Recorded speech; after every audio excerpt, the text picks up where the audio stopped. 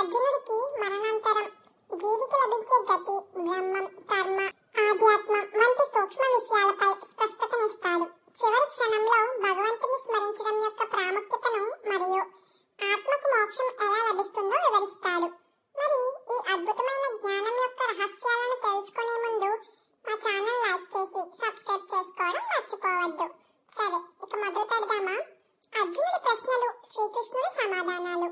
ఈ అధ్యయనంలో అర్జునుడి 7 ముఖ్యమైన ప్రశ్నలతో ప్రారంభమవుతుంది. బ్రహ్మం అంటే ఏమిటి? ఆధ్యాత్మం అంటే ఏమిటి? కర్మ అంటే ఏమిటి?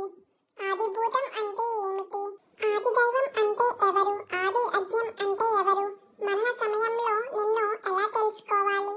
ఈ ప్రశ్నలకు శ్రీకృష్ణుడు చాలా లోతైన స్పష్టమైన సమాధానాలను ఇస్తాడు. అక్షరమైనది, నాశనం లేనిది అయిన పరమాత్మ స్వరూపమే బ్రహ్మం. అది సకల జీవులకు సృష్టికి మూలం.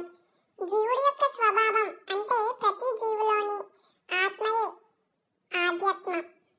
జీవుల యొక్క క్రియలు, అవి సృష్టించే ప్రభావాలు. కర్మ ద్వారానే జీవులు సృష్టిలోకి వస్తారు. నశించిపోయేది, మార్పులకు లోనయ్యేది ఆయన భౌతిక సృష్టి అంతా ఆదిభూతం. సర్వదేవతలకు అధిపతి దివ్య పురుషుడు అంటే సాక్షాత్తు శ్రీకృష్ణుడే ఆది దైవం. యజ్ఞాలన్నిటికీ ప్రదాత మరియు యజ్ఞ ఫలితాలను అనుగ్రహించేవాడు ఆది యజ్ఞం. అంత్యకాల స్మరణ ప్రాముఖ్యత. ఈ అధ్యయనంలో అత్యంత కీలకమైన భాగం మరణ సమయంలో భగవంతుణ్ణి స్మరించడం యొక్క ప్రాముఖ్యత. శ్రీకృష్ణుడు ఇలా అంటాడు: యం యం వాపి స్మరన్ భావం త్యజత్యాంతే కలేవరం తం తమే వ్యాతి కౌంతేయ సదా తద్భావ భావితః. ఓ కౌంతేయ, మరణించే సమయంలో ఏ భావాన్ని స్మరిస్తూ దేహాన్ని వదిలిపెడతాడో ఆ భావంతోనే కూడుకున్న స్థితిని పొందుతాడు. అంటే మనిషి తన జీవిత కాలంలో ఏది ఎక్కువగా ధ్యానిస్తాడో చివరి క్షణంలో కూడా అదే గుర్తుకు వస్తుంది. కాబట్టి నిరంతరం భగవంతుని స్మరించడం ద్వారా మరణ సమయంలో కూడా ఆయన స్మరణ కలిగి మోక్షాన్ని పొందవచ్చని శ్రీకృష్ణుడు చెబుతాడు. దీనికోసం నిరంతరం అభ్యాసం చాలా ముఖ్యం. శ్రీకృష్ణుడు మోక్షం పొందే మార్గాలను వివరిస్తాడు. నిరంతరం ధ్యానం.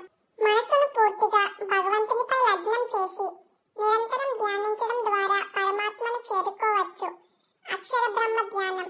ఓం అనే ప్రణవనాదాన్ని ఉచ్చరిస్తూ బ్రహ్మాన్ని ధ్యానిస్తూ దేహాన్ని విడిచిన వాడు మోక్షాన్ని పొందుతాడు. శుక్లగతి, కృష్ణగతి. శుక్లగతి అంటే అగ్ని, జ్యోతి, పగలు, శుక్లపక్షం, ఉత్తరాయణం వంటి శుభ సమయాల్లో దేహాన్ని విడిచిన వాడు యోగులు బ్రహ్మాన్ని పొంది తిరిగి రారు.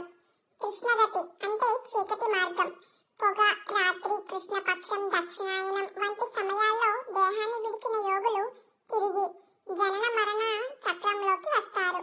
ఈ 2 మార్గాలు ఎల్లప్పుడూ ఉంటాయని జ్ఞాని అయిన వాడు ఈ మార్గాల గురించి తెలుసుకుని మోక్ష మార్గాన్ని ఎంచుకుంటాడని శ్రీకృష్ణుడు స్పష్టం చేస్తాడు.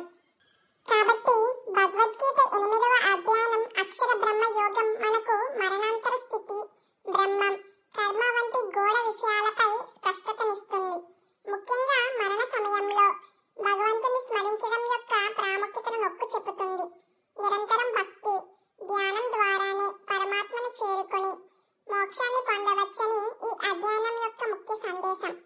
ఈ అద్భుతమైన అక్షర బ్రహ్మయోగం యొక్క రహస్యాలు మీకు నచ్చిందని ఆశిస్తున్నాను. తరువాతి ఎపిసోడ్లో భగవద్గీతలోని 9వ అధ్యయనం రాజవిద్య రాజగూహ్య యోగంలోకి ప్రవేశిస్తాం. ఇది అత్యంత రహస్యమైన ఉత్తమమైన జ్ఞానం, భగవంతుడి మహిమ, సృష్టితో ఆయన సంబంధం మరియు అత్యంత సులభమైన భక్తి మార్గం గురించి శ్రీకృష్ణుడు స్వయంగా బోధించబోయే అద్భుత విషయాలను తెలుసుకుందాం. ఈ మహాసంగ్రమం భగవద్గీతలోని లోతైన సందేశాలను మీరు పూర్తిగా అర్థం చేసుకోవాలంటే ఈ వీడియోలను నిరంతరం చూడండి. ఈ వీడియో నచ్చితే లైక్ చేయండి, మీ ఫ్రెండ్స్ అండ్ ఫ్యామిలీకి షేర్ చేయండి మరియు మా ఛానల్ సబ్స్క్రైబ్ చేసుకోవడం మర్చిపోవద్దు. ధన్యవాదాలు. జై శ్రీకృష్ణ.